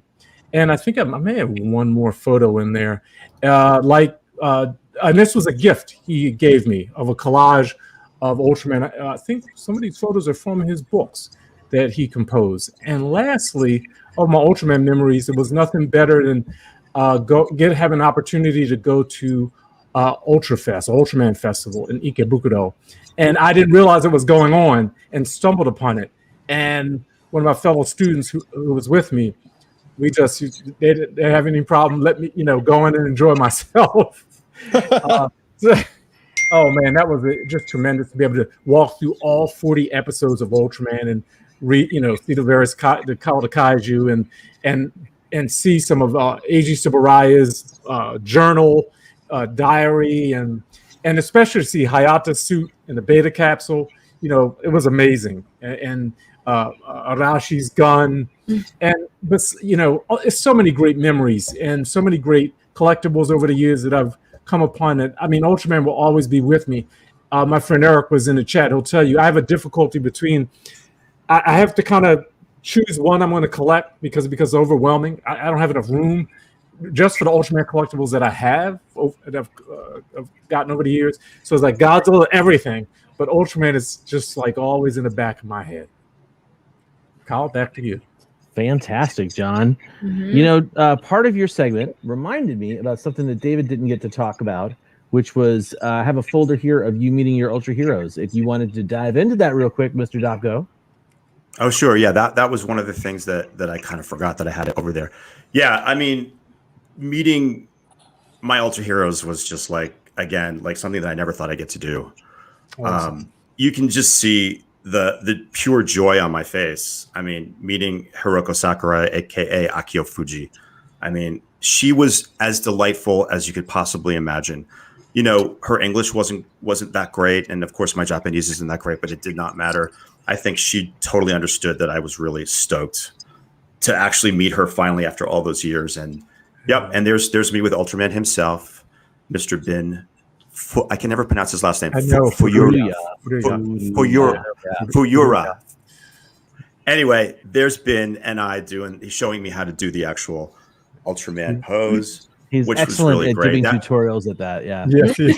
Yes, he is. Yes, he is. And that was at G-Fest, probably 2018 or so. Yeah, and then this is Hiroko Sakurai when she was presented with the Skyscraper Award at G-Fest, and she, probably had no idea what it was, but she was completely humble and stoked that she got it.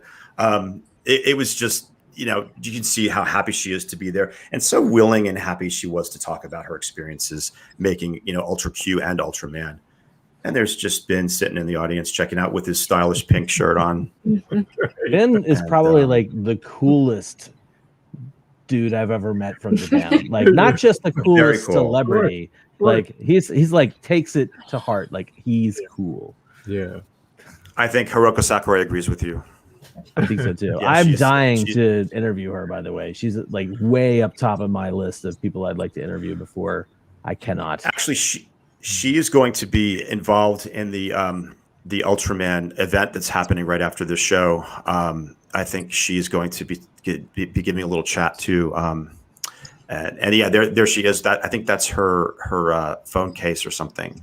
Someone gave her a little Ultraman phone case or whatever. That's that is. awesome. But she was delightful. She was absolutely delightful. Yep, and there's again, just can't believe how happy I was to meet her finally, and it totally comes through in these photos without being creepy about it. Hopefully, definitely not creepy, man. Come on. but I would love to meet Hayata as well, and the rest of the cast. I know Ito doesn't really travel that much anymore. The actor who plays Ito, I can't recall his name. Ide. Yes, Ide. And Arashi, he doesn't come around that much either, but it would be great to see all of the remaining living cast members together in one place. One more time. I think that would be really sweet, and a lot of fans would love that. But yeah, cool. Thanks for sharing those. That I forgot to mention. Absolutely, dude. I did not want to not have those come across the show. So that brings me to me. I am an Ultra fan of new, I would say. I started watching Ultraman. The original, I guess my origin story is that back in the 2000, I went to San Francisco to meet with Bob Johnson and August Rigoni to talk about being the webmaster for Henshin Online. And while I was there, I was hanging out with August, and he's like, "You've never seen Ultra Q or Ultraman or anything?" And he showed me like several key episodes. There was the Gomez episode from Ultra Q, the Dada episode from Ultraman, and that was my introduction to this entire series. I had never even heard about it before. And so I was really glad that I was introduced to it, but I let it sit. I let it simmer on the back burner for a long, long time. And it wasn't until I think probably when I started hanging out with people who liked Ultraman more, like David, and it was like, I really need to get off my butt and watch this show. So I did finish it. I loved it. I've watched it several times. The first couple of series I've seen a few times. And I'm so incredibly excited about what's happening for Ultraman these days. If you are unaware, if you're a fan out there of, that hasn't been around for a while, you didn't know about this, for decades, essentially, the Ultraman license was in this really weird, terrible, nebulous state where Subaraya Productions, the company that controls Ultraman, didn't feel like or didn't think they had the actual permission to use to push Ultraman outside of Asia. And that's why a lot of people don't know who Ultraman here is in the States. But basically, they won a lawsuit a few years ago. And when they won that lawsuit, it emboldened them. And they said, this is our time. And we're finally, like in the interview with Charlie, I said we were at this 2018 licensing expo. Subaraya was there for the first time because it was the first time they were able to actually promote Ultraman outside of Asia. Anyway, that's neither here nor there, and not what I'm supposed to be talking about at all, which I will get to right now. And that is a brief chat about Kaiju Sakaba. Now, hands up here in the group, who's been to Kaiju Sakaba? I know Dave has, John has, Lou has. Yeah. Leslie, Not me. we'll get you there someday, We'll man. get you there. Yes, yes, yes. We will get you there. Thank you. Appreciate it. Let's see if I can get this going. Okay, so Kaiju Sakaba, we basically have a little presentation here that I'm going to breeze through. If you're unfamiliar with the way this came about, right around the time that I was looking at going to Japan to film the 60th anniversary documentary, Hail to the King, 60 Years of Destruction, I was alerted to this brand new experience happening in Japan. And I'm just going to go ahead and skip it to the first slide because this is taking forever. Kaiju Sakaba was announced very quietly. They had a web page up. And I'm actually not going to read this off, but this is a web page announcement from Alien Bolton, who is the manager of Kaiju Sakaba. And this is a terrible translation. We'll just skip right past that. In March 2014, Kaiju Sakaba opened in Kawasaki, which is, if you're unfamiliar with that, that is sort of near Tokyo. It is near Tokyo in sort of like a extended city kind of thing. So that is Japan. That red dot is Tokyo. If you look at where Tokyo is, Kawasaki is right down south in the bay. So it's really not very far. In fact, if you're going to take a train from Tokyo Station to the Kawasaki location, it only takes about 24 to 30 minutes. It's pretty convenient. And let's see here. Get back to my presentation here. So inside of each Kaiju Sakaba, they are decorated to the nines. Every single inch of this place is Disney style decorated with Ultra Kaiju stuff. And I've said this so many times before, I kind of forgot to put it in here. This is a place for Ultra Kaiju to drink. This is not a place for heroes. This is not a place for the Science Patrol to hang out. This is a place for Ultra Kaiju to sit down, have a beer, and commiserate and bitch about the Ultramen. And so I absolutely love that that's the tact they took with it. They went not with the heroes, they went with the bad guys. So this is the kind of stuff you can see there. There's too much to even share, really. Their food is incredibly designed sometimes. You definitely have to talk about the twin tail, which is 2 shrimp that have been tempura'd together, which is this guy right here in the center. This coiled sausage down here is Nars from Ultra 7. It's really quite crazy. So you got decor, food, and of course there is a shop in every store, in every location. So the shop has plenty of stuff to buy. I did consider actually gathering all of my Ultra Kaiju Sakaba merchandise and having it on hand to display, but I'll just move along. In 2015, of course, Kaiju Sakaba closed. Now, the reason that happened is because pop-ups in Japan, they go for a year lease, and it was a pop-up store, pop-up restaurant event. And so they closed in 2015, but almost immediately afterwards, Bolton re-announced the opening or the reopening of Kaiju Sakaba on April 15th. So people in Tokyo didn't have to wait too long to actually get to their Kaiju Sakaba experience. Now, I'm just going to skip past this too because there's no reason to watch video. They also announced around that same time that a second location would be opening with a different manager, and that manager is Kanegon, who, as David mentioned, manages the Osaka branch, Ganso Kaiju Sakaba, that opened on April 25th. Same situation. It was a limited event. It's kind of pop up. So Osaka is 2.5 to 3 hours from via bullet train from Tokyo, and of course, their decor is amazing. I don't have the time to play a slideshow of my photos from when we were there in 2015. I do want to say that this is the one that I am most psyched that we were able to go to because number one, it's not around anymore. And number two, while the Kaiju Sakaba in Shimbashi that we'll talk about in a second and the one in Kawasaki, they're sort of similarly-ish themed from a certain show perspective. This Osaka branch was really leaning hard into the Ultra Q stuff. And you can't really see it in these tiny photos, but yeah, so many pieces on the wall looked like vintage 50s Showa era stuff with kaiju involved. So they also have crazy food there. I mean, really, you just can't get away from it. They have all sorts of awesome stuff. And the one I really needed to highlight was the Pigmon yakisoba. It unfortunately didn't treat me well the next day. But there's a shop too, of course. So and the shop is where the big difference between the shop, actually, this is what I want to say. The big difference between the Osaka shop and the shop from Kawasaki is the Kawasaki shop all had new stuff, plates, mugs, all that stuff.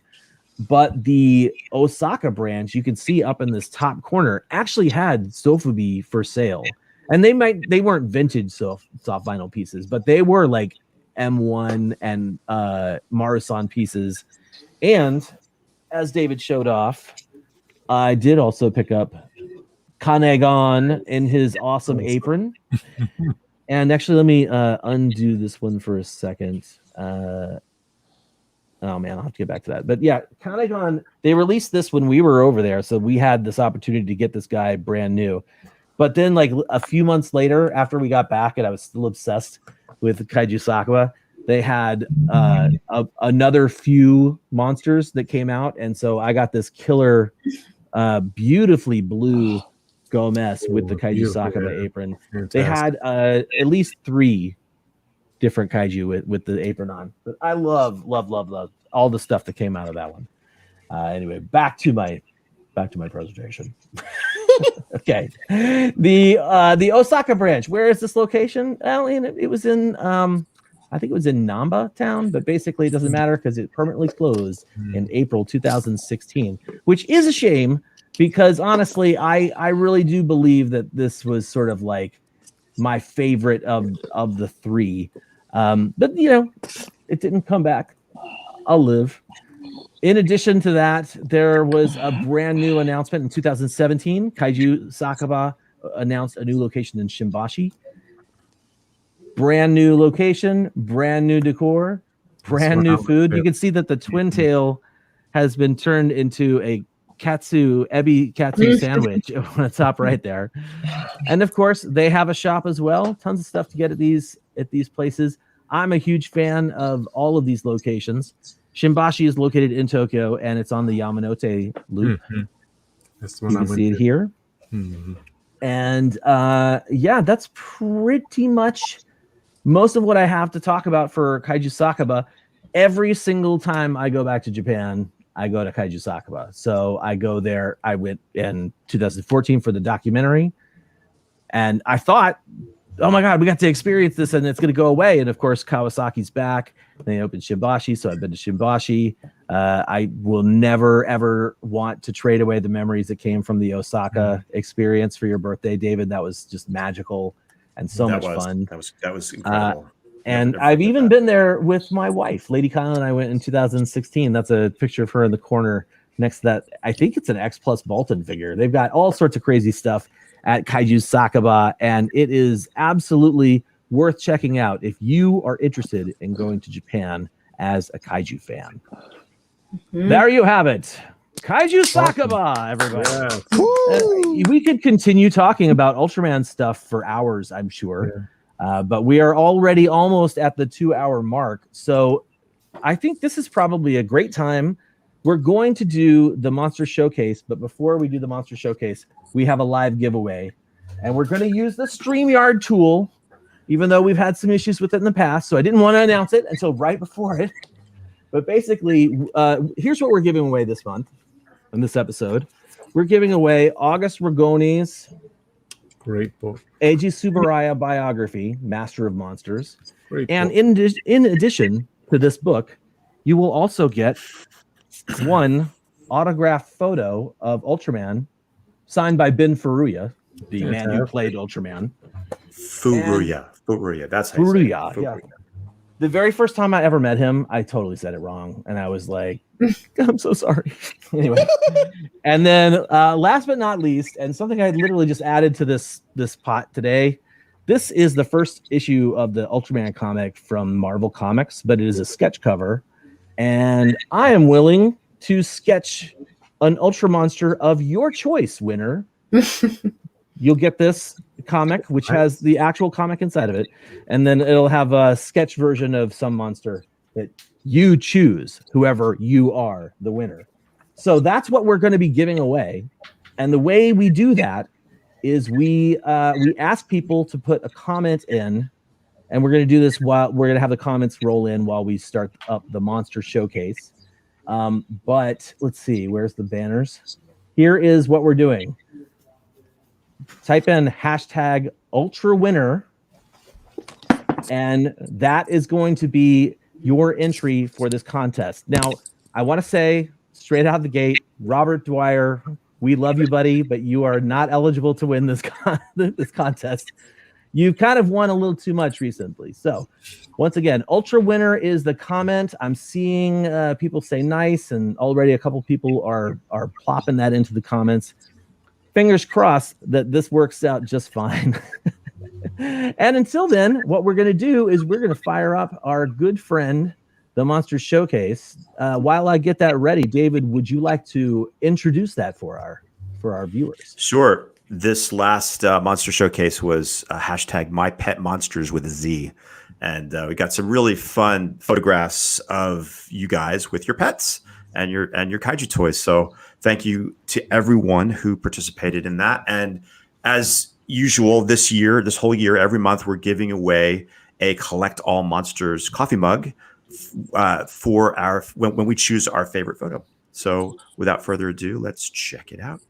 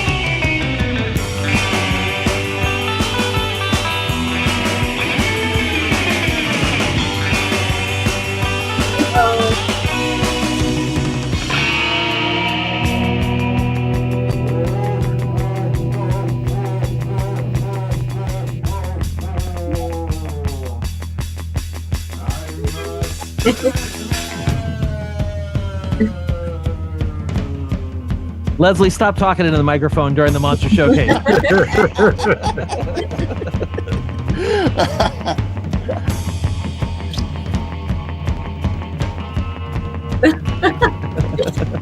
Great.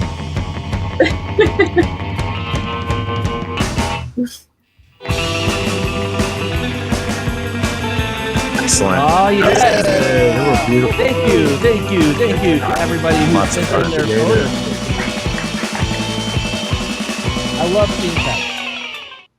All right, so and if you saw that, our next one will actually be Christine came up with it. It's Kaijucation, which is going to be the like your kaiju on vacation. So we'll put out a reminder video, of course, at the end of this month, beginning of next month, to remind everybody that we're still looking for those photos and so forth. But yeah, take a picture of your kaiju on vacation. Get creative and make us laugh. Make us laugh. Anyway, that's right. That's key. Do you guys? Should we do this? Should we go ahead and see who wants to win this Ultra thing? Okay, so who won it? Fingers crossed, everyone. Let's share the screen. So I'm keeping it all above board. Here's the classic StreamYard giveaway tool. There's Ultra Winner, which is of course the hashtag.